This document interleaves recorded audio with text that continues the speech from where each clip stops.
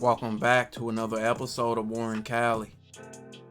Little Hungry was born Michael Pitts, and he was primarily raised by his grandpa, but his mom and dad both spending long periods of time in jail. They both missed huge chunks of his life. Watching his uncle have interest in music, by 5 years old he wanted to be a rapper.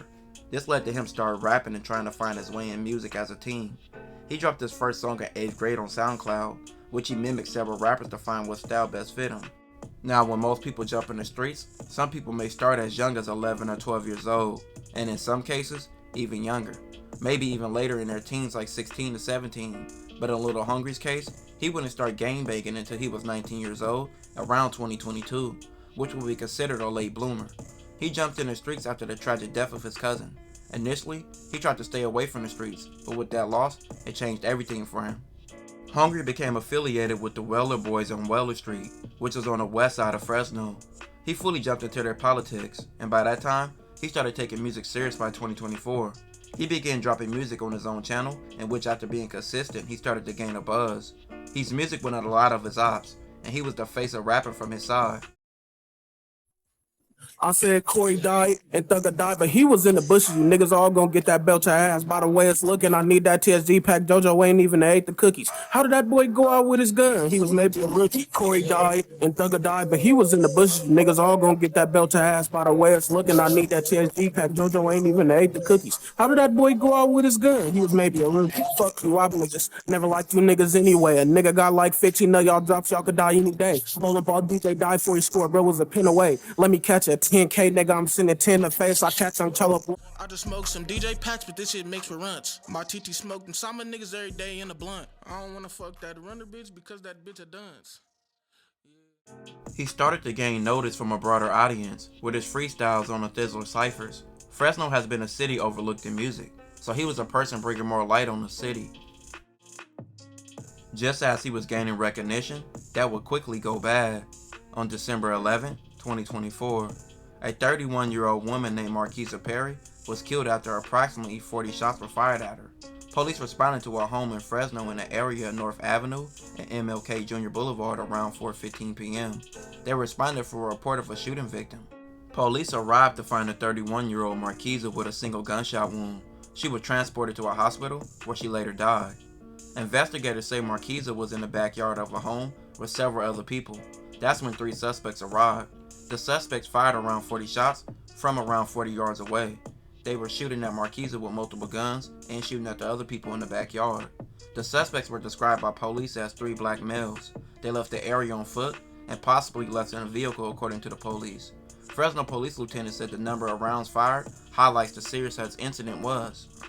Police are searching for the shooters who fired dozens of rounds at a home in southwest Fresno, killing a woman on Wednesday. Action News reporter Christina Lopez is live at police headquarters with more about the victim and the key evidence in the case so far. Fresno police are working around the clock in the shooting to find a motive that left a 31-year-old woman dead.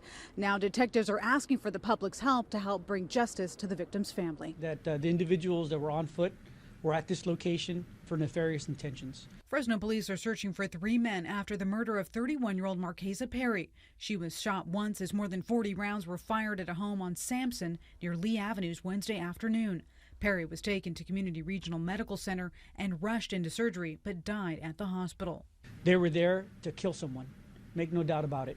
Police say Perry and others had gathered in the backyard when the shooters walked up from about 40 yards away. Detectives are still working to figure out a motive with the help of video that captured the crime from a distance. So far, they have confirmed multiple guns were used in the shooting, with both rifle and handgun rounds.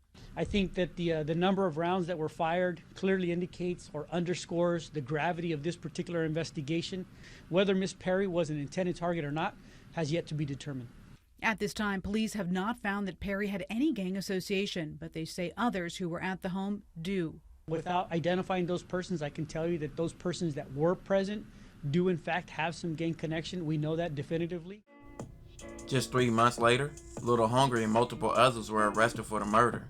He is currently charged with murder, loaded firearm in public, or person or vehicle, and is still fighting his case. 4 suspects are now behind bars in connection to a December shooting that killed a woman in southwest Fresno. Police say the victim was caught in the crossfire of gang members. Moreno, 3 men and a 17-year-old boy are now facing charges for the killing that triggered a months-long investigation by Fresno police. The department released the suspect's identity this afternoon. Police say 19-year-old Mackie Joyce and 18-year-old Malik Jordan and the teenagers are responsible for the shooting that is believed to be gang-related. 21-year-old Michael Pitts was arrested for his alleged gang involvement. On December 11th, investigators say 31-year-old Marcaza Perry was shot after dozens of rounds were fired at a home on Sampson near Lee Avenue.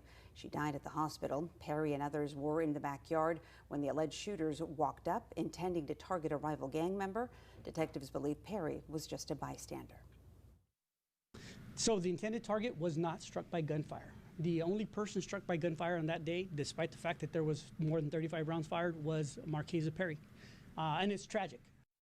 But behind bars, he is still dissing his enemies in songs. Fuck that nigga, double back cab, free young toker. If her sister tell on me, I'm sitting for the smoker. Tough on the net, but hit the bounty and start acting kosher. Julian mad about his wife, you know that Kermit poked her. A slurp side LB who said that was cool. How you gonna make a new gang without a okay, thank you? You say you threw my hood again, I'ma come and spank you. Or catch your mama in that's gonna really break you. Getting 30 dropped on you, that's what I laugh about. And how you talk about bees and ain't even got one to brag about. We could go low for low, niggas ain't really crashing out. Speaking on my cousin, that's the shit people be dying for. You did not Lance, what you keep lying for. A little tricky, took your boy for a 10-5 and you ain't slide for him. We took Julie and TRX and you ain't slide for him. Okay, had you spooky in that mall, niggas was showing feet. You make another diss, we had your dust up saying trick or treat. With this case still ongoing, he is innocent to proven guilty, so it's a waiting game to see if he's innocent, or will he be another rapper who ruined his career. This will conclude this episode. If you haven't already, check out my previous episodes. Don't forget to like, hype, comment, and subscribe.